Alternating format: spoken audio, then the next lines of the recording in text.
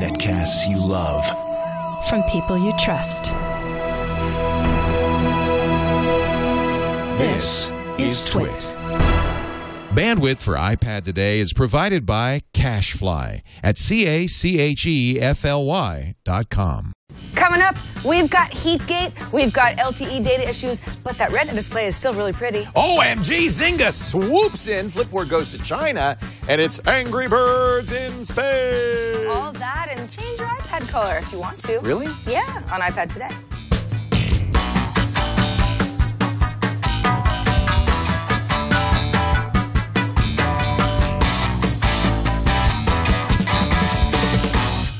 iPad Today is brought to you by GoToMyPC. GoToMyPC apps are the missing link for remote access to turn your iPad and iPhone into your office computer. Visit GoToMyPC.com for your free 30-day trial. Use the offer code iPad. And by Slingbox, which can turn your iPad into a television. With the new iPad app from Slingbox, you can watch your home TV on your iPad anywhere you go. Check it out at slingbox.com. You have imaginary punching bags? That's right, yeah. That's how I almost took a finger out, actually. Look at that. It was in a boxing match, a street fight. Wow. Yeah. Yeah, but you should see the other guy. Oh, he's dead. He died. It's very Sarah tragic, Lane, actually. I'm Leo Laporte. We're talking iPad, and we're actually talking new iPad because we are. We're both, now you've finally got yours all set up. And it's good to go. Anything to report on the setup process? Well, I took your advice. After last week's show, you had decided to restore everything via iCloud, which is a nice feature, but it was going at a snail's pace. So I backed up to the computer that I normally back up my iPad 2 to, then restored from that backup to the new iPad, and I would say all told, it was maybe half an hour. Oh, isn't that great? So much better. It was really And you have easy. a lot of apps on there, probably. A ton. No more Oscars app, though. You told me you'd finally deleted that one. Yeah, if I was smart, I would have combed through some of the apps like I actually MLB did. 11 that Yeah, I don't need same anymore. thing. I got rid of that one. I actually did that. I took this opportunity to kind of, and I cut my apps in half. I had over 300 apps on there because of the show. I mean, we're always trying new apps, and so you know they pile up. Half an hour is fantastic, though. Yeah, it was really, really quick. So that's definitely the way to do it. Do it by wire. Don't try to do it over the air. Although you can, and certainly turn on iCloud backup. But here's another word. If you are upgrading and you have another iPad, an iPad 2, you could easily fill up your iCloud backup.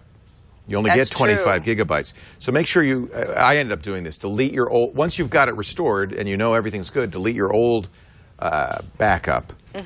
Take the old iPad 2 off or iPad 1 off the iCloud if it was on iCloud.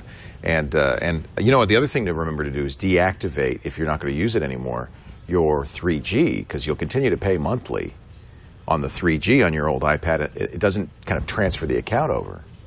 Or did it for you? Well, Mine did not. I think it did because I called AT&T. I was having some issues logging into AT&T. I have AT&T LTE, which is still a grandfathered-in plan. Right. I wasn't so that sure. You want to transfer over. Absolutely. Yes. Very important. So, I am one of some of you who watch the show are also some of the lucky few who have an AT&T plan that you set up when the iPad first was announced, because they shut that off about a month after the first generation iPad, back in 2010, came onto the market. I am still with an unlimited plan, which for many of you who say, well, but then you get throttled and it's a mess.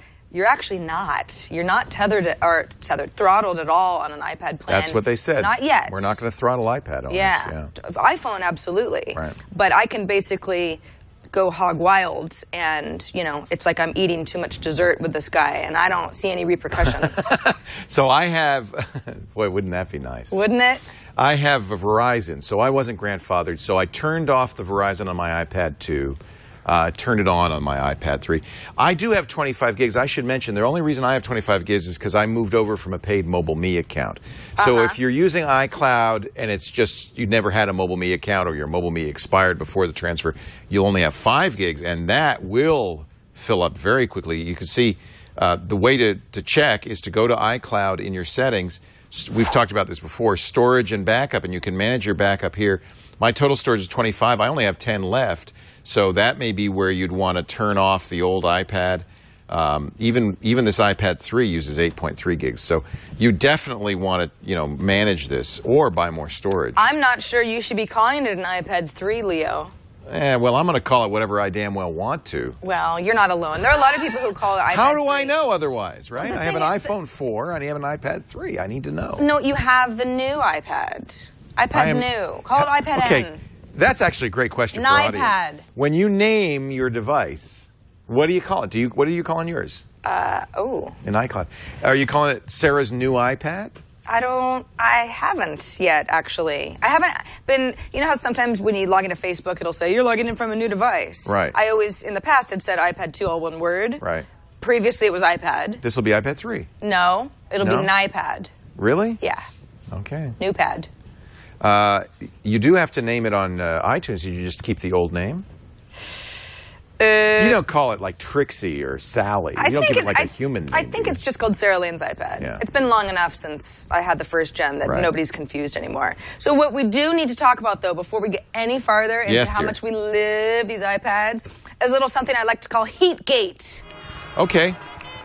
Let's see. So it's how warm is she? How warm is it would be underneath where the A5X is. So if you're in landscape mode, it's lower left. With the home button on the right, it would be the lower left. Yeah. Right by the is it right by where the sound plugs in? Is that what it is? Yeah, actually it is. So well, I don't. No, or is it the other side? Yeah, it's the other. It's. It's this side. It's this guy. I'll tell you. You know why I don't know? Because I don't. It's all the same. It's all cool. Now, are you telling me that you have never felt a slight heating even in that lower left-hand corner? Because I have. It's just not hot. Well, I haven't been using it like crazy. Maybe if I play Infinity Blade for a while. You just talk. You do the show. Ask me in 15 minutes. Wonderful. Yeah, actually, I would let you do this, except Tom did this exact same thing on TNT. And there was some slight heating, but nothing crazy. It's not that warm. The reason that I'm even talking about this, though, is that Consumer Reports, that's why. Consumer Reports and many other publications jumped on the fact that iPad seemed to be a little bit hotter than the iPad 2.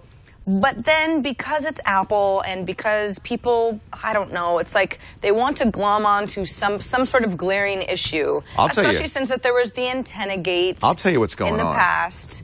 That they made a bigger deal out of what was true. Really, and the Wall Street Journal's guilty of this. Normally, it's very, prestigious news organizations like the New York Times and Consumer Reports are prone to this now. It's all about the internet. It's all about driving hits, driving views, and it's the headlines. Right. Because often, if you read the article, it's like, well, that's not what the headline said. It is. They are trying to drive traffic now. It's a form of sensationalism that I just find anathema. But it's very tempting because you want to make some money. You want to get some views, and we're tempted by it, but we don't do it. We're very careful not to sensationalize our headlines. That's right. And it's unfortunate, but I think that's what's going on. It's unfortunate, especially for something like Consumer Reports. Not everybody in the world thinks Consumer Reports is sort of the end-all, be-all of the consumer-friendly, I've subscribed for 25 years. Well, and you're not alone. I trust these guys. That's the thing. Consumer Reports had an initial article that the headline read, new iPad, goes up to 116 degrees, and you read that, and it's like, well, that must be bad because it sounds hot. They wouldn't say so. But remember, your skin is about 98 degrees. 98.6, isn't that right? Well, the inside is. The skin's a little cooler. Yeah. How hot does your laptop get? Much hotter than 116 right. degrees. So. Well, and then when you read the article, a couple paragraphs into it, it turns out that 116 degrees is while the iPad is plugged in while you're playing Infinity Blade 2 for 45 minutes. Right. So, maybe you could replicate that temperature, but first of all, it's not going to burn you. And second of all, how often are you going to be playing Infinity Blade while the iPad is plugged in for 45 minutes? Probably not all day, every day. So the bottom line is, yes, these get hot. Chips get hot. We are running this. These are gigahertz processors, 2 CPU cores, 4 GPU cores. There's a lot of transistors. They do get hot, just as your laptops get hotter than they ever did before. Your desktops get hotter. As we get faster chips, they're going to get hotter. And it's particularly noticeable on a device that's designed to transmit the heat through this aluminum back, which is highly conductive of heat. That's how it keeps it cold. That's why there's no fan. The Windows 8 tablets have big fans in them, and we don't want fans in our iPads. Yes. Yeah, because that's annoying when I'm doing any sort of data-intensive stuff on my laptop. If you're going to have a fast processor, it's going to get warm. Apple has done, I think, an excellent job of distributing the heat throughout this conductive layer and inside. It's not abnormally warm, it's not dangerously warm, and it's not even too warm to hold. If it is, bring it back, because that's broken. Right. Yeah, and Apple, in an official statement, pretty much said, you guys are all nuts, and we're not even going to humor you with an answer. But if you have an issue with your iPad and you think something's wrong, contact Apple support. Contact Apple Care. There have been some reports, at least by a few publications, that people have said, oh, I'm getting that shutdown warning that the iPad will give you. That is not supposed to happen. That is not supposed to happen. I know one of them came from Boy Genius Report, but then apparently at least one of the people that they cited, and by the way, if you're not familiar with the shutdown, if you go outside in the blazing heat, you leave it in the sun in your at car, the beach, and you're hanging out with your iPad for a while, and for some reason it doesn't bother you. There it is. That's the warning. Yeah, that's the warning. It doesn't bother you that you can't read anything. And that's normal. That's what it's supposed to do. Yeah, it's protecting itself. Right. And it's not actually the only device that will do this. There are other devices that are designed to not melt down. Now, Apple, in the first 3 days, sold 4 million iPads. 3 million iPads. So one of them, now so far we've seen, got that warning. Well, that warning is that's not even necessarily because of the iPad itself. It might have been because the person was out on a nice hot sunny day in Florida. I think it's safe. Any consumer electronics manufacturer, some small percentage, one hopes a very small percentage, but some small percentage is going to have problems, maybe an overheating problem because of some manufacturing flaw or defect, especially the first ones. The fact is that I think we've seen very few problems with these iPads. There were some yellowing screens, which we know about. The screen glue cures and the yellow goes away. But given that they sold 3 million in the first couple of days, I think the defect rate is very low on these. And if you have one that's too hot to touch, bring it back. Apple, which is great, you bring it to the Apple Store, they go, oh, here's another one. That's it. So true. There was that yellowing issue, I remember, happens every time. In the second generation, because I believe Brian Brushwood had a yellowy one. And the so iPhone 4. We were all scared about it. I never saw anything. I've actually never seen it I haven't either, but in real life. It's a glue issue. It cures, it dries, and it goes away. And this is what you get if you order. If you are like us, and I don't blame you if you are, and you want to have an iPad on day one, we're getting the very first iPads, presumably, that were manufactured. And there is going to be a higher defect rate, and they're going to see things like the glue is not cured yet. But I wouldn't go crazy. I wouldn't worry too much about it. If you feel like it's too hot to touch, then bring it in. But otherwise, it's going to get warm. It is going to get warm. There's a lot going on. Mine has not been warm, but I haven't done anything. Mine has been slightly warm. Watching movies? Well, it's not. No, I haven't even really watched any movies on my iPad in the last week. It's more just. Sometimes I sit down on my couch and it's like I am just on my iPad all night. So I'm doing all sorts of stuff. I'm reading. Now, are you holding it in a? See, I don't also have it in that case. So it may not. So there's a little bit. There's a little layer between you and it. You have the smart cover, so you feel the back all the time. Yeah, I like to go bareback with the iPad when I'm not transporting it somewhere. But again, it's not the sort of thing where it's. I mean, even a MacBook Air sitting on my lap. After a while, I'm going to be like, kind of hot. I got to... All laptops do that. That's just normal stuff. So the iPad is in no way even as hot as a laptop, and certainly not anything that is concerning to me. Yeah, I don't even think it's as hot as most laptops. No, I know it isn't. Certainly not as much as my So then there was another sensational headline I was really annoyed by in the Wall Street Journal. Yeah. The video speed trap lurking in your iPad. And what does it mean? You read that, happen? And the natural assumption is... oh my God, Apple has put something in there to throttle it, or AT&T has. No, it turns out that because you have LTE, it's so easy to watch movies, you might watch more, so just be careful. Right. That's it! Yeah. That's the speed trap! You're going to burn through data quicker. But you don't. Now, this is important. You don't burn through data quicker. Because a movie's a movie's a movie. On 3G, on LTE, you watch one movie, it's the same amount of data. So what's going on? So you might be tempted because it was so nice to watch more movies. So to download a movie twice as fast. No, because you're streaming it, you're watching it. If it's Netflix, it's the same. That's what's deceptive about this. All it's saying is it's such a good experience you might actually use more bandwidth than you did last time. Not that just because it's faster. I think people sometimes think, oh, it's faster, I'll be using more bandwidth. No, you're doing the same things. You're using exactly the same amount of bandwidth. You're only using more because you like it so much you want to watch more movies. That's the speed trap. It's so good you might want to watch movies more. Is this a surprise? Is this something bad? Is this something Apple put in to screw us? Is this something AT&T's doing? No. You like it so much, you might use it more. Thank you, Wall Street Journal. Now, with the LTE models... That does not, by the way, if you just said that in a headline, Apple LTE is really fast, so you might watch more movies. Nobody would click. No hits. People would say, no duh. No hits. And they'd move on to something So the else. headline writer, who was doing his job, wrote the headline, Video Speed Trap Lurks in iPad. What?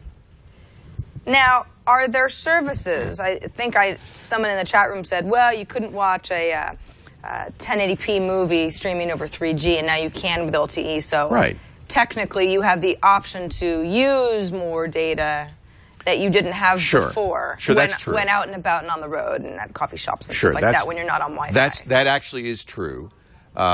If you decided to watch 1080p movies, it would use more data. You're right.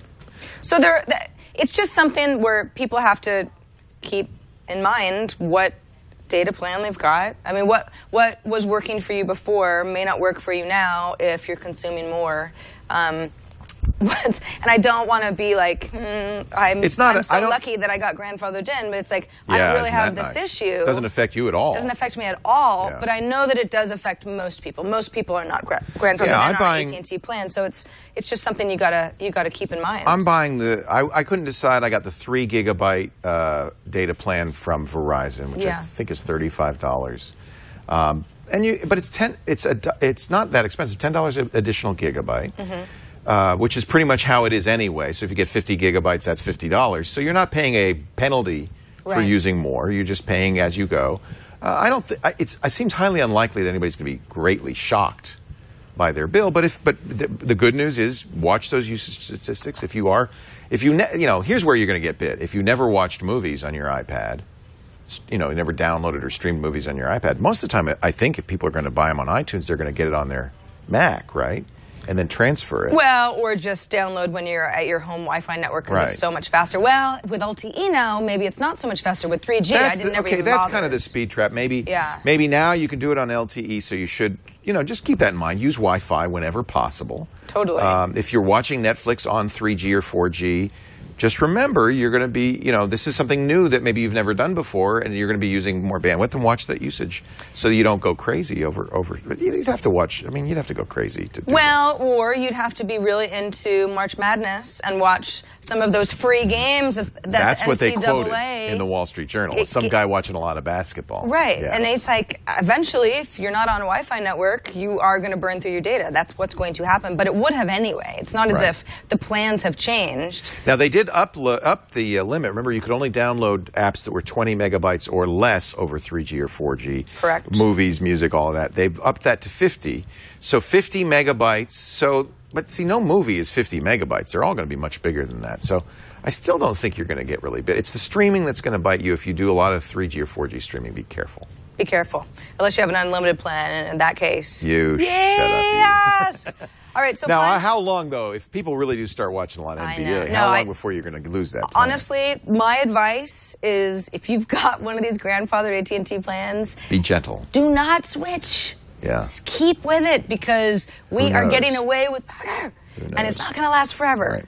Although I did talk to the AT&T representative last week because I wanted to make sure, I wanted to make sure that no one was going to say, yeah, sure, you're going to be fine, and then I wouldn't be. Good, that was smart. And he said, absolutely. Oh, no, yes, ma'am, absolutely. That's great. I think that they're in such fierce competition with Verizon, it's nice to have something to hold over Verizon's head. Now, Billy Joe is saying in our chat room, well, a contract's a contract. Well, look at the contract because it says we can change this at any time for any reason. The contract is a contract. They have reserved the right to change it. So in fact, that was what the whole lawsuit was about. The throttling lawsuit was about. If you look at the contract, they can change it. Oh yeah, absolutely. Now, there's something that you had mentioned to me before the show about a little discrepancy on the iPad charging. I do notice that this little guy the iPad battery is as awesome as it always was, and it's, you know, however much more powerful, but it does take longer to charge. It's like an overnight type of a thing. And MG was the first to notice that because he had a week early, he had the iPad and he was able to review it. And that was one of the things he said in his review. In fact, it was one of the only negatives he found was you should plan to charge this overnight. And you have found that to be true. Yeah, I mean, if you're down to 30%, you know, it's like you can still do a lot of stuff with 30%, but if I'm down to getting into that 20, 15 range, you're not going to get it up to full unless you charge it overnight. But that's just a good habit to get into. You see, I didn't notice because that's how I always did it. I charge all my devices overnight. Yeah. Like everything, I get home, plug everything in, and go to bed. And I don't always remember to do that, but with the iPad... You have to. Yeah, you kind of have to. It's like if you're reading in bed, just have a charger next to it, and that's what you do. Last thing I do before I go to sleep is I make sure everything's plugged in. Yeah. I kiss them all good night. I check into Path and say I'm going to bed. Me too. And then that's it. And no one cares but us. But what's the deal about the iPad saying that it's charged 100% but still possibly charging? This is really interesting and surprise. Jackie Cheng writing about this in the Infinite Loop column at Ars Technica. She's quoting Raymond Sanera, who is a very smart guy. He's the DisplayMate guy. And DisplayMate always does a lot of reports. They're the ones who said whether the Retina display really was Retina when the 4 came out and all of that. So what he did is interesting. He connected a device to his power charger. You know, you can do this. You can charge through a device and watch how much power is getting used. And he noted, even after the iPad said it was at 100%, it continued to charge for as long as an hour afterwards. So if you want to maximize the life of your iPad, you wait an hour after it gets to 100% because apparently it's continuing to charge. That's something I'm sure Apple will fix in a firmware update. That just means changing when it says 100%. Right. May have something to do with the huge capacity of the battery. So it's not really that the battery is bigger than we thought. It's that the 100% is more like 89. It's misreporting, I think, 100%. I think you could fix that in software. He says, I measured the power actually drawn by the AC adapter, and found that it continues to charge for up to 1 hour. This affects the battery runtime, because if you stop charging when it says 100%, you may be stopping too soon. He says this is not unusual. Other tablets and smartphones also lie about their charging status. So if getting maximum battery runtime is crucial, people need to keep their devices recharging for longer than the screen claims. So, you know, I guess that 100% is its best guess as to whether it's full or not. So not a bad idea to just keep it plugged in a little bit longer. If you're charging overnight, you're charging 8 hours, you're certainly charging it for considerably longer than it needs to. And you don't have to worry about overcharging. Something else, you know, we've mentioned before, Steve Gibson has mentioned this on Security Now.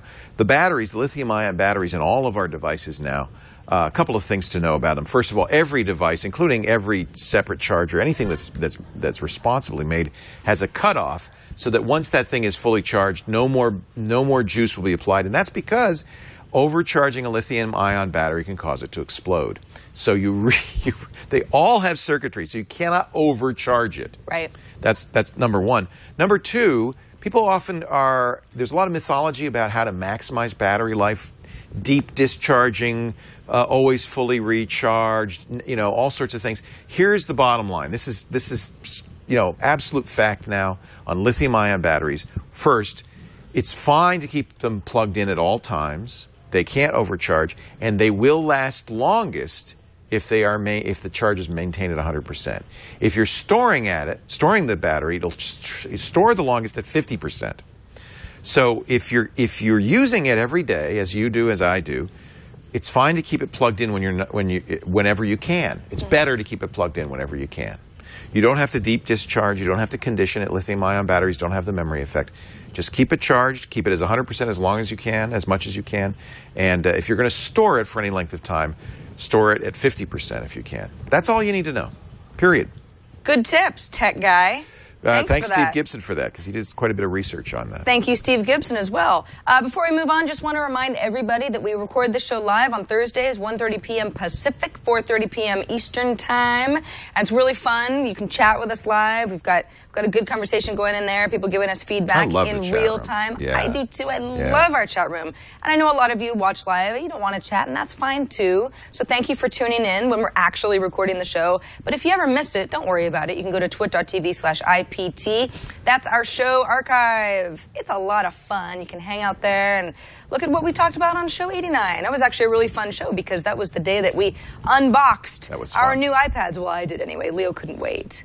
I had mine all. Yeah, but Sarah had it. You were good. I was impressed. No, I wanted to be authentic. I wanted to be organic. But that's these are episode pages where if you ever missed anything we talked about or we mentioned an app and you weren't quite sure what it was or how it's spelled, we'll add the links in there for you, plus all of our subscription links. So if you want to just subscribe to the video version of our show or even the audio version, if you choose to listen rather than watch us, you can do that at twit.tv/IPT.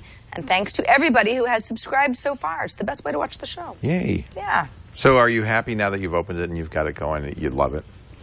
I love it. Is it the screen that you love the most? The screen is incredible. I mean, it's beautiful. I zoom in all the way on articles just because I can. Yeah. And the thing is that so many of the apps that aren't even necessarily upgraded to Retina yet or our iPhone apps just look better by default. It's just a better experience all around. I also, I'm having fun checking out AT&T LTE in various places because I never had an LTE What kind of speed are you getting? MG was reporting very fast Verizon Mine speeds. is not as fast in our house, but I used to have AT&T service on my iPhone, and I switched to Verizon because my iPhone service was terrible. But that's San Francisco. That's San Francisco, and that was 3G. Right. The LTE, AT&T. Did you do a speed test? Have you done a speed test? No. Do a speed test. Forgot to. I know I will. Do a speed test because I'm just curious. MG was getting what, 50 down and crazy. 15 up. I'm probably about half of that speed. FiOS speed. But I'm almost on par with our Wi-Fi at home. Out and about, it ranges. Yeah. At the gym the other day, not so fast, but still 3G-ish. And the other thing, I would love MG to test the speed over time as more people get iPads, and because I have a feeling congestion is going to definitely make a difference. Oh, yeah. I mean, that's the problem with the iPhone as well. That's what happened. Too many of us. And JPL4 asks, do you miss the white because you got black this time around? Yes, I do. I would trade with you, except you have AT&T. I have AT&T, yeah. This is fine. It's beautiful. I love it. I have no issues, but I do kind of miss the white. I don't know what it is. It's just I like the white. I just did it preference. so I know the difference because I was black before. Me too. And that's why. I'll go back to white like next the time. White. I don't. It's fine. It doesn't matter to me one or the other. It doesn't really matter. No. It's depending on what app you're using, it can kind of bleed off into the white if you've got a white background on a web page, say, or into black. But black bleeds off too, and in fact, more often you have black. So. Yeah, so it's fine. It's good. I'm not going to. I think if I had a choice, I'd prefer a black bezel. Well, next time we'll go back to the way things were. We'll swap. And we'll be normal again and not so much in Bizarro World. Yeah. Anyway, let's talk about GoToMyPC. I have it running on my iPad. That is so slick. But now, we've talked about it being on the iPad for a long time. Now you can use it on your iPhone too. So what is GoToMyPC? It's the best remote access software out there. I don't know if you heard last week, big exploit in Windows RDP. Remote desktop can be a security issue, and IT departments sometimes worry. There has never been an exploit with GoToMyPC. It is the most secure way to do it for a number of reasons. 128-bit SSL, so even in an open access spot, you're completely secure.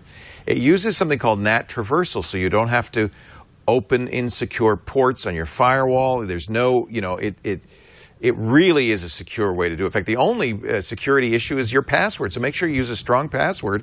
Then when you log on to GoToMyPC to access your office computer, you're completely secure. And it's better than a VPN. It's the best way to do this. So here's what you do. Visit GoToMyPC.com right now on your Mac or your PC at work. Click the Try It Free button. Use our offer code iPad and install it. IPAD. Install it now. Just leave. Go home. Go home early, go on a trip, enjoy your life. We're getting beautiful weather all over the country right now, really springtime weather. Go to the pool, go to the beach, enjoy yourself. If they call from work and say, hey, where are you? You need to do this. There's an email we got you to check. You whip out your iPhone or you whip out your iPad, you log in. There it is on your iPhone, your desktop computer. Windows or Mac, you got a mouse, keyboard, everything. You could do anything you could do at work. Send and receive email, access any program, run it, edit files, save files, access network resources. You can do it all on your iPhone or your iPad. Actually, it's really nice. on the new iPad. It's spectacular. Just try it, will you? That's the best way to know. Go to mypc.com, click the Try It Free button, use the offer code iPad, and then download the free app. Yeah, the apps are free on the iPhone, iPad, Android, everywhere. So just get those free apps on every device you use. Then the next time they call and say, hey, wait a minute, you don't have to go back to work. You just use GoToMyPC. Who wants to go back to work? Not me. Not me. No sirree, Bob. Thanks, GoToMyPC. We love you. You know who else we love? Who? OMGPOP, because they made that addictive game called Draw Something. Now, this was your pick of the week last week. It was my app cap, and you have not played me ever since. You kind of laughed at me a little bit. I did. I think it's actually your turn. Is it my turn Leo? Finally? I think so. Because I check in, and it says Sarah hasn't made a move. You laughed, and then all of a sudden you were like, oh my gosh, this is the best game ever. I played it for an hour on TWiT, on the air after the radio show on Saturday. Did you? I think you can thank me for Zynga's purchase of OMGPOP. Thanks, Leo. I'm sure that the Pop folks are very appreciative that you allowed them to be bought for $200 No, I'm nudging million. you. You didn't make a move. I'm nudging you. I know. I haven't been in there in a while because, he is nudging me. Thank you for the notification. I just nudged you. You nudge. All right, let's see what Kevin Marks did. Anyway, what's the news story? The news story is Zynga bought OMGPOP. They bought him for upwards of $200 million. We don't know the exact terms. It might be actually a little bit more than that. But the whole, 2 days ago, the story we talked about on TNT was, should Zynga buy OMGPOP, or are they going to pull a Zynga move and just launch a competitor, which is what they did with Tiny Tower. It was called... oh gosh, you guys in the chat room would remember. Cloud. They got a lot of heat for that, so I think it's smart that but they bought it. But that's something that Zynga's like, they can do that if they want to, as long as there's no, blatant ripoff that anybody starts a lawsuit over. But they didn't. They bought OMGPOP. OMGPOP had a number of games. This is the first one that hit. It hit hard. What was it? They were making $100,000 a day. It was crazy. Millions of downloads in 6 weeks. It's been very, very successful. But it is kind of derivative. It's just Pictionary. I'm playing right now with Kevin Marks. See if you can figure. I actually drew a cartoon strip for this. He's never going to get this one. This is ridiculous. This is me trying to illustrate a concept. It has to come out of these letters here at the bottom. I think this is way too hard. Slip on a banana peel? Yeah, you got the idea. But now the last strip will illustrate the concept that we're trying to get him to spell out. Anyway. Some said the company was worth as much as $1 billion, that OMGPOP might have left $800 million on the table. I believe that was Business Insider that said that, and they said that after the deal was done. So it's like, well, yeah, okay, we can just make up, hypothetical scenarios now that that's not going to happen. What I think, and this is kind of my thinking is that Zynga knows that this game is a hit. Is it going to be a hit forever? No, but it's really, really hot right now, and it's hot. Is it worth $200 million? Even at $100,000 a day. But the thing is that Zynga bought Words with Friends in 2010, and they... Hey, he got it!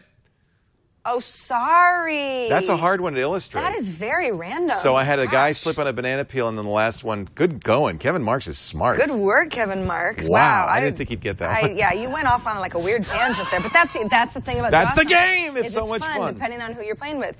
Zynga bought Words with Friends from, I'm forgetting the original company, in 2010, doubled their user base in like 6 months. And it was already a really big user base. I think they're making a lot of money on Words with Friends. They have a model. Zynga also wants to promote their other games. Right. And they can upsell you on special coins and blah, blah, blah, little colors and things like that with Draw Something.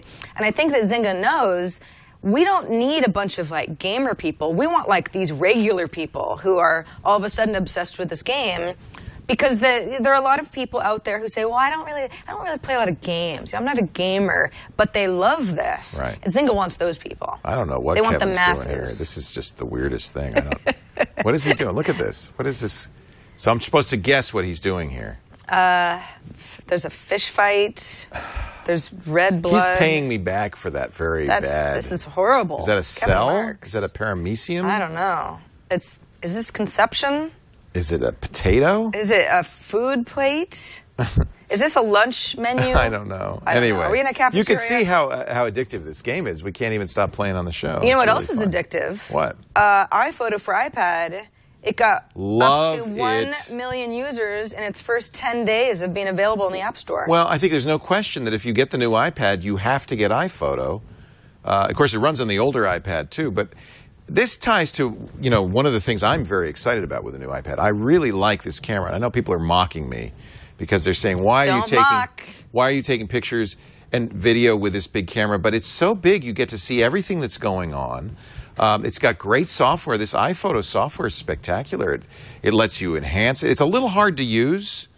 I don't think it is. Well, why do you think it's hard to use? Well, we talked about this, and there are tips, there are tool tips in here, but it's not immediately obvious what everything does. I think the enhance button is nice, the auto enhance. I certainly use that every time. But then there's and that's easy. Well, I like the flagging. It's very easy to flag something if you like it.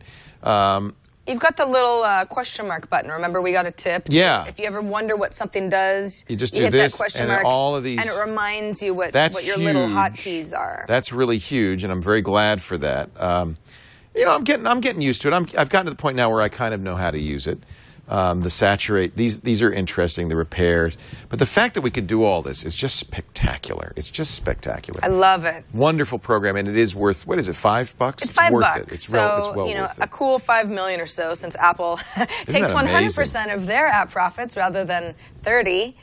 It's a really good program. If you've got a new iPad, do yourself a favor and download iPhoto. Absolutely. And if even if you've never used it before. If you ever have to play Draw Something, with make sure you have the chat room there because they know it's paella. That's wrong. Okay. Why are there weird red things at the bottom? What is that? That's fish. No, underneath the plate. That's the heat. I do like that paella plate, though. That's exactly what it looks like. And he had a Spanish flag. Did you see? That was the giveaway. So you guys, the chat room is amazing. Thank you, Hive Mind. Right. I don't think we would have gotten that. Also, some news in Flipboard news. Flipboard is always, we can't stop talking about Flipboard because they just keep making the service better. They have done something that is extremely smart. What's that? If you look at my iPad here, and I apologize, I'm not flipping anybody off, but I can't quite use my my index finger here, so please do forgive me.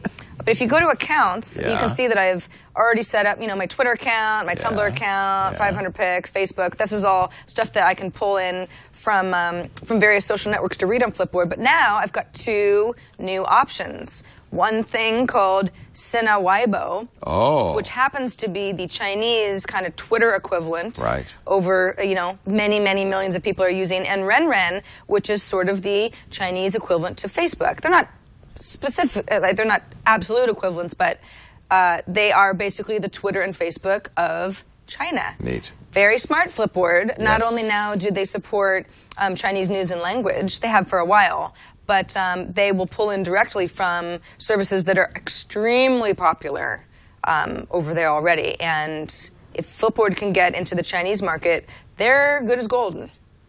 And a lot of people are using them anyway, but extremely smart. You gotta get into that China market, which is growing at a speedy clip. It's kind of neat because Flipboard has already had 2 updates since the new iPad came out, and really enhanced the Retina display capabilities of it. I love cover story on the Retina display is just fantastic. I just really think they're knocking it out of the park. This is a great app, really a great app. It's a really good. It's sort of a all-in-one app, certainly for reading, that I would suggest to anybody who either has a new iPad or for whatever reason is like, I don't know if I need Flipboard. Once you get used to it, it is indispensable. It's my morning paper. When I get up and I'm eating my breakfast, I have my iPad and I read Flipboard. And because I can bookmark stuff as I go, I showed you several episodes ago how to set up a special Twitter account. This is what I did that's just for bookmarks. So I retweet, and that automatically bookmarks the stories I want and prepares them for shows like this. It is fantastic. Got some viewer feedback, as we always do, quite a bit this last week, I will say, because obviously interest in the new iPad is at frenzied levels. Chris Fitzgerald wrote us and said, "Hi guys, love the show. I'm a proud owner of the new iPad, upgraded from the original," so that's probably feels pretty great. "Wanted to let you know that I went to a Cleveland Cavaliers and New Jersey Nets game this past Monday night, and I saw no less than 4 people in the section I was in holding up their iPads, taking pictures." See? He said one guy on his Android tablet, but for the most part, it was all iPad people. So I believe Leo is right.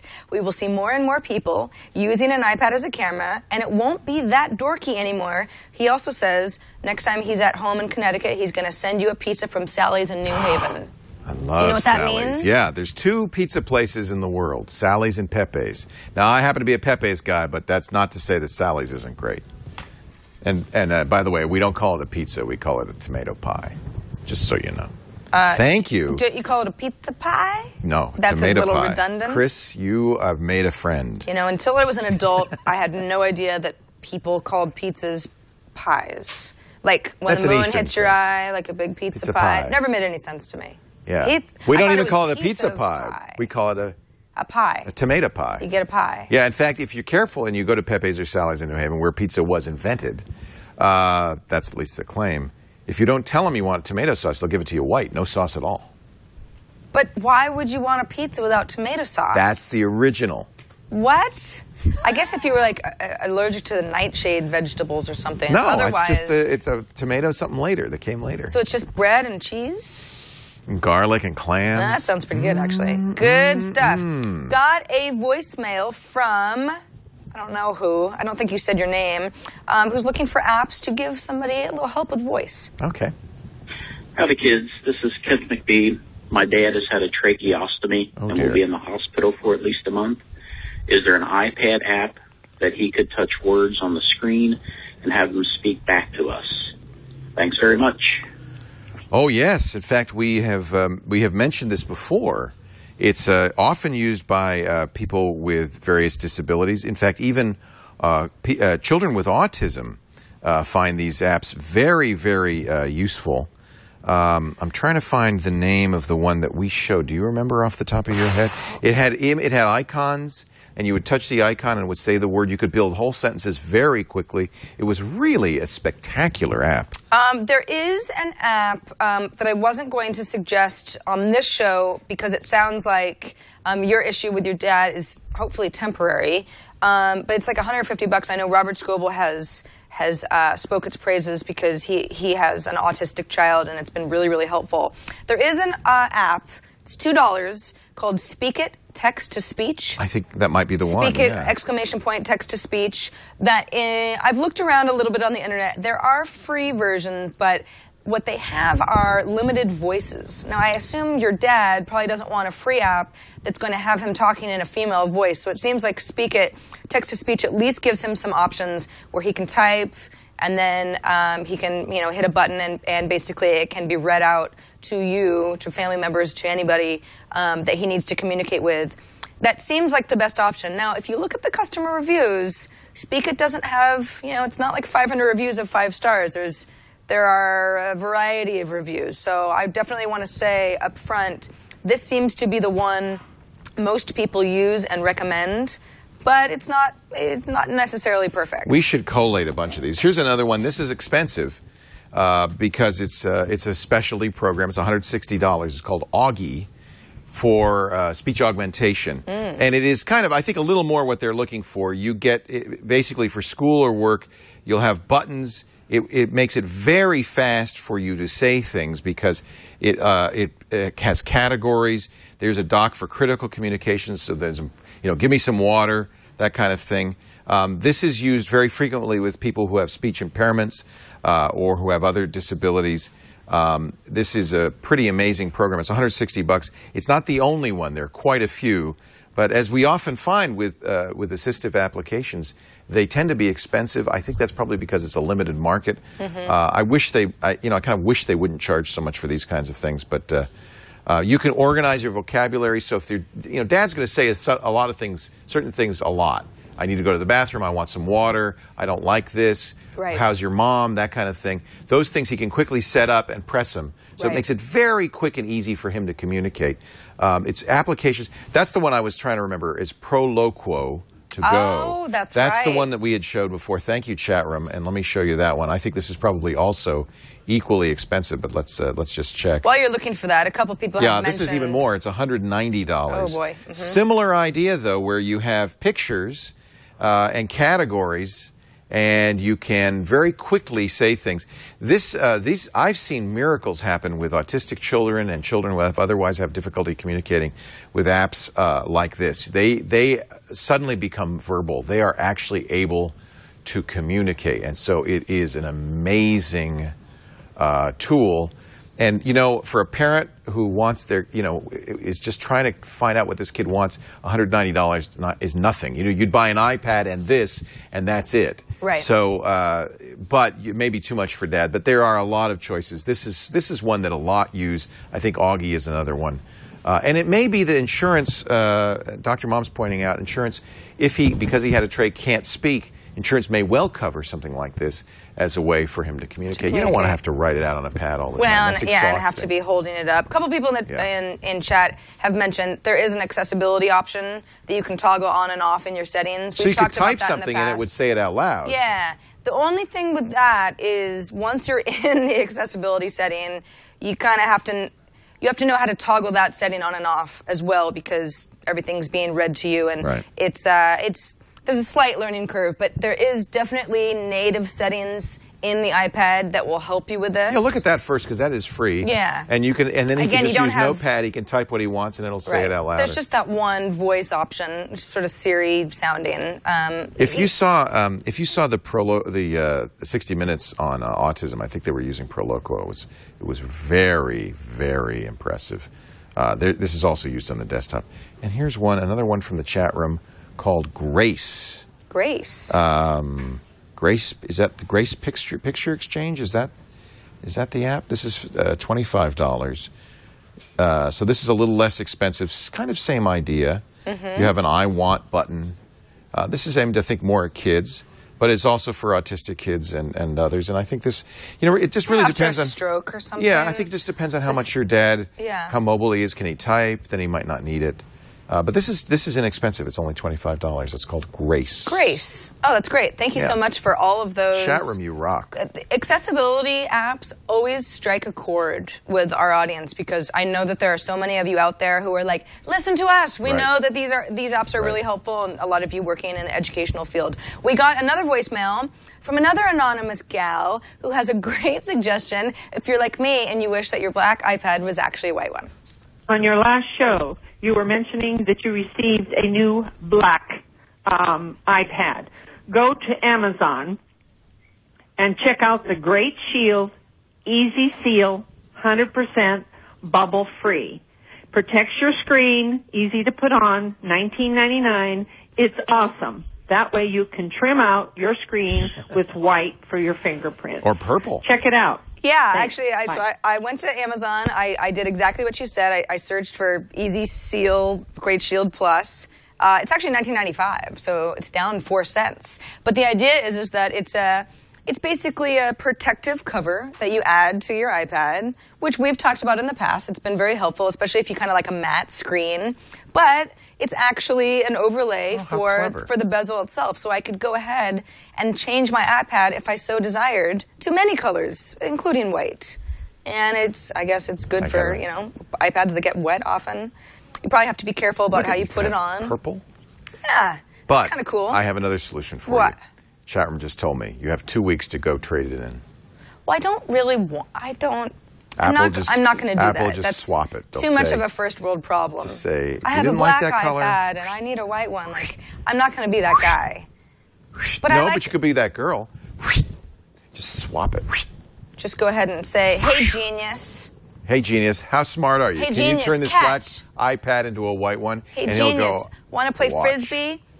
Speaking of iPads being used for something other than their intended use. This is the funniest video ever. It's so weird. Okay, so John sent this to us, and maybe he speaks German, I'm not sure. You don't need it is in German. Yeah. I think it speaks for itself. Yeah, it's for those of you listening, we'll describe it. Yeah, it's basically a daughter asks her dad, "Hey, how do you like the new iPad?" Yeah, I just got you an iPad. What do you think? How do you like it? Sag mal, Papa, habe ich dich noch gar nicht gefragt. Wie kommst du denn eigentlich mit dem neuen iPad Dad zurecht, says was wir he dir zum loves Geburtstag it. In geschenkt haben? fact, Gut.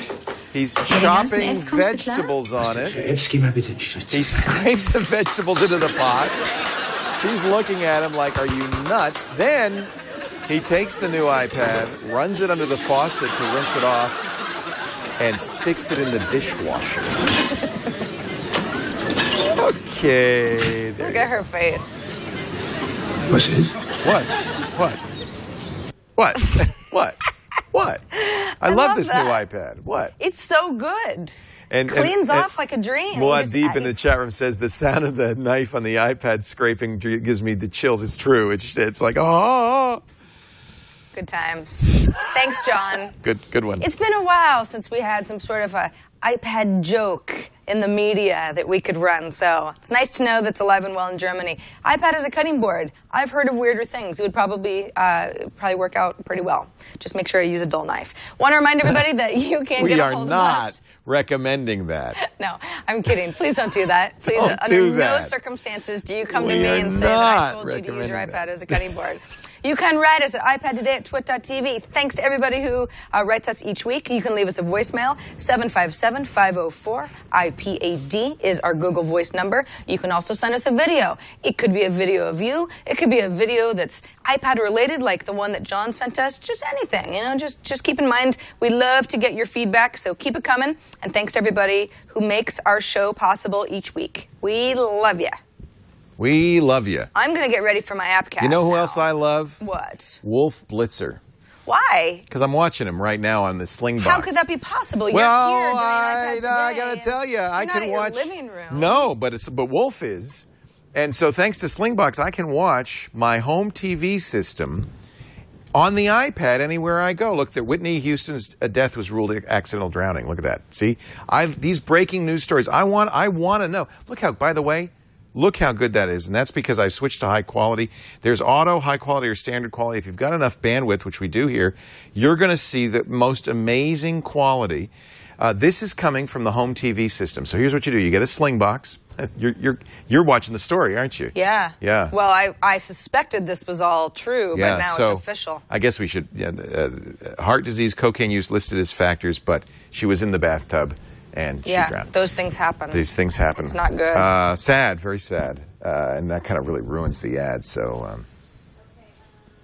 I don't know what to do now. Well, you tell us why it's so awesome that you can watch. But did you see? You saw that I was able to watch TV even while Sarah's talking. I get bored. I fire up the Slingbox on my iPad. He does it all the time to me.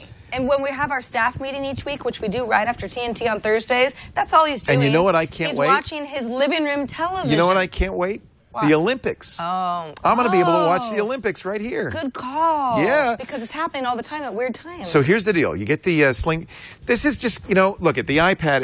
If you go to my video folder, I've got ABC, I've got Hulu, I've got Netflix, I've got a lot. The iPad is, to me, one of its great uses as a personal television. But there's one thing, if you're a cord cutter, that you miss live, like news, breaking news. You miss live TV, Oscars, Super Bowl, Olympics. And that's where Slingbox is so great. This is like part of your overall strategy. You take the Slingbox, you can buy it at Amazon, Best Buy, Slingbox.com, and you hook it up to your home TV system. It's got pass-throughs, so everything goes into the Slingbox and then on into the TV. And then the Slingbox gets hooked up to the internet. So really what it is it interfaces your DVR, your set-top box, your Blu-ray, DVD player to the internet. You log in with a password, and you can watch your TV wherever you are, on your iPhone, your iPad, your Mac, pretty much anything. The iPad is really a perfect use for this. And look at the quality is spectacular. Especially if there's like regional games you want to watch. Colin, he's from Philly, and he's like all crazy about Philadelphia, the Flyers and the Phillies. Exactly. And like that's where his Slingbox is, so he can just watch that stuff from wherever. Exactly. Because he now lives in California. And look, I'm accessing my DVR right here. I can set recordings. I can set new recordings. I've got access to the whole thing right here. Let's cancel out of this. I can change channels. All of this, I control everything from the iPad interface. So I want you to find out more. If you go to slingbox.com/twit, you can find out more. You can find a Slingbox near you. You can go see a demo. It's nice to see this in person and really get a sense of what Slingbox can do for you. It's just fantastic. Slingbox.com turns your iPad into a TV set. And when there's breaking news, it's just iPhone 2, Android phone. It's really nice to be able to do this and watch and see what's going on. I'll say. Yeah. Slingbox.com/twit. Thanks for sponsoring this episode of iPad Today. Bang! Hey, rumor has it you've got some app caps down over there. Would you like to put a hat on? I would love nothing more. This is going to make you cry. This is going to make you cry. You know, Leo, honestly, it would have made me cry more a few years ago before I felt like we were kind of doing We're reinventing it, aren't we? Tech TV our way with even some of the original gang and a bunch of cool new folks. And we're getting more of the original gang in here all the time, which is kind of nice to have Mitchell now, and, you know, it's fun. It's awesome. So I'll wear my app cap. We wear these hats as an homage. It's right. We say... I like yours. Do you like it? It's a Mustang hat. I know what it is. Ironman Championship with the Mustang on it. You can see my little elf ear sticking out. It's a really good hat. Very, very flattering. Thank you. Maybe I'll wear more... I'm going to do more... You should wear more caps. Baseball cap type stuff. Well, it's good. You know, it keeps my face out of the sun. We wear these app caps because... Well, there's no really good reason. We just like wearing hats. But this is the part of the show. I've always wondered this. Why do we wear hats? Because we don't mind looking silly. When we said we're going to do an iPad show, and Sarah, you know, created the whole idea and all this stuff, she said, oh, and one more thing. At the end of the show, we'll do the app caps. Because I wanted a part of the show where we both pick an app. Doesn't have to be like what's on the news. Doesn't have to be some sort of a theme or anything. Just I like this app, you like this app. We'll call them the app caps, and then we can wear caps. That's all it took for me. I said I'm in. You said you're in, and that's great. And now, whenever you're out of town and somebody has to sit in for you, somebody else has to wear a hat. They have to wear it because now it's the institution. I mean, we're on episode 90. I'm not going to stop. We're not changing now, even if we don't know why. Yeah, we don't. We're too far out the gate. So these are our favorite apps of the week. Correct. And my app actually is something very, very different than anything I've seen before in the App Store. And it's actually created by a friend of mine, Robin Sloan, who I used to work with at Current TV. That's how I met him. He was he had a really funny title. I know he left Current TV and went to Twitter, where his title was like Web Futurist. Ooh. Yeah, where you go, ooh, you must be really smart. You're a web futurist. You can predict the future. He's now a full-time writer, but he does a lot of writing online as well. But he's always kind of been a think-outside-the-box type of writer, and he created this app. It's completely free. That's basically an essay about the way that we like things online. You know, say that you create a Facebook. You know, you go ahead and click a Facebook like button, and you know what he thinks that all means. I'm confused. So I'm going to tap this and read it? Yeah, is that how it works? Yeah, imagine that you're basically reading some sort of an op-ed article from somebody. Okay. So this is his way of getting the message across in an app that he created. And the message is, he thinks that there's a difference between people saying, oh, I'm liking something on Twitter, I'm sharing something on Twitter, and actually loving something to the point where maybe you go back and read it again. So this is really a presentation. Totally. And it's so... I mean, first of all, I'm not going to go through this entire thing because, you know, you can see it goes on and on. Stuff's happening. Yeah, but he's put a lot of effort into not just getting his point across, but visually changing things up with color, with text. This is an interesting idea. You know, I give speeches. Maybe this is a good way to deliver speeches. It's really your presentation, and it's sort of Is there audio too, or is it just it's just the words? It's just this, and as you can see, every time I click it, I get it's basically I'm flipping the page. Right. So you read it at your own pace. You read at your own pace. There are links. Oh, that's neat. That are mentioned. Then you go to his website and can follow the exact link afterwards. But this whole thing is one of these concepts where you go, oh my gosh, that's so easy. Why didn't I think of that? But, you know, we didn't think of that. But he did. So, and he mentioned certain books that he loves very much and certain ideas that they have brought up that he thinks Is it a long essay? No. I mean, we're probably about halfway through at this point. Okay. Anyway, the reason that I talk about this is even if you're interested in Robin's specific essay, and by the way, this is called Fish.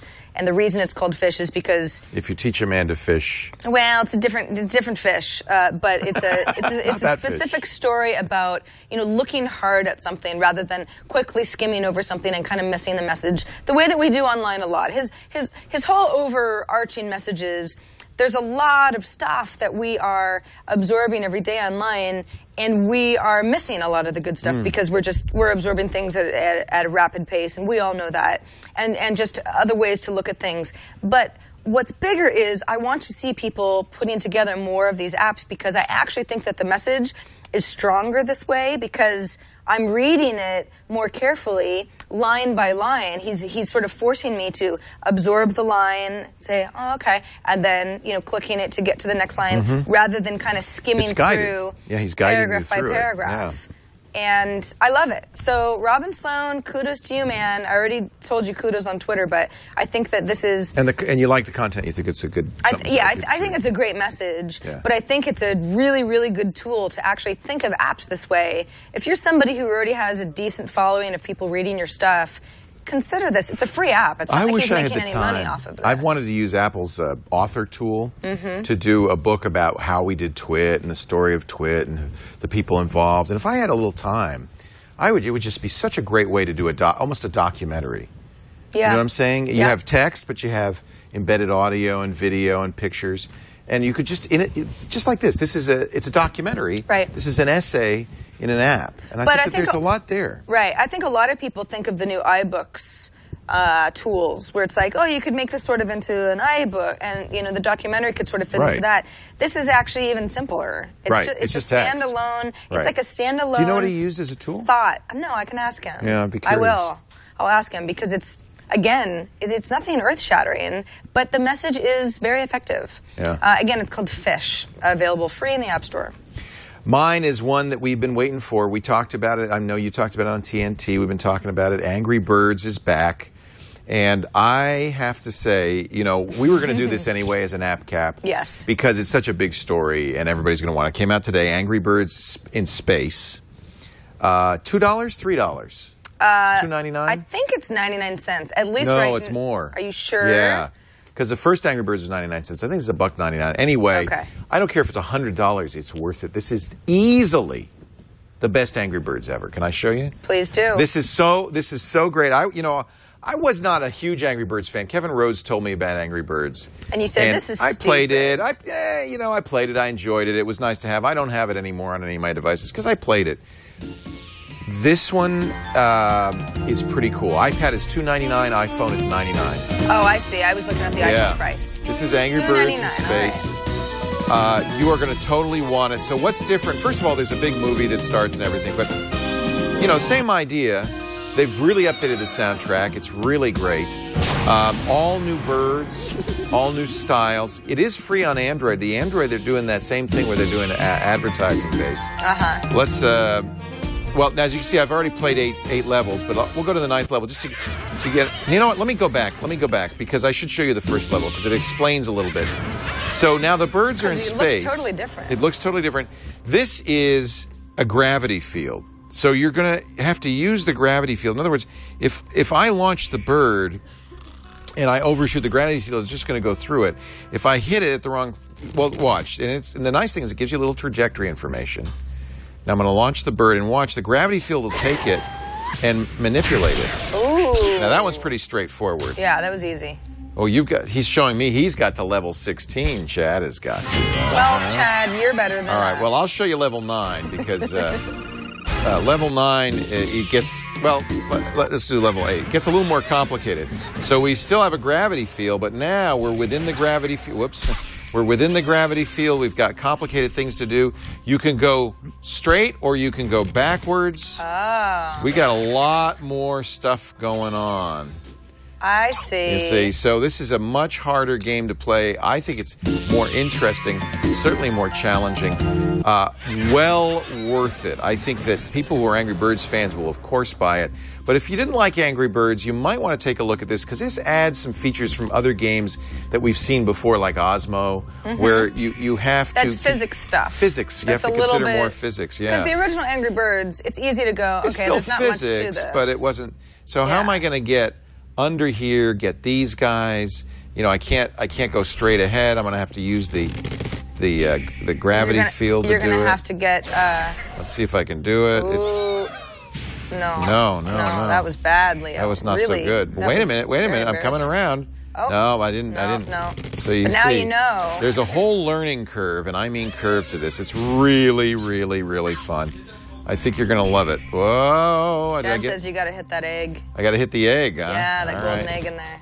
Let's get the egg. Oh, boom. I got to hit it straight on, though, probably. Yeah, huh? yeah. Anyway, you get the idea. It's totally. hard.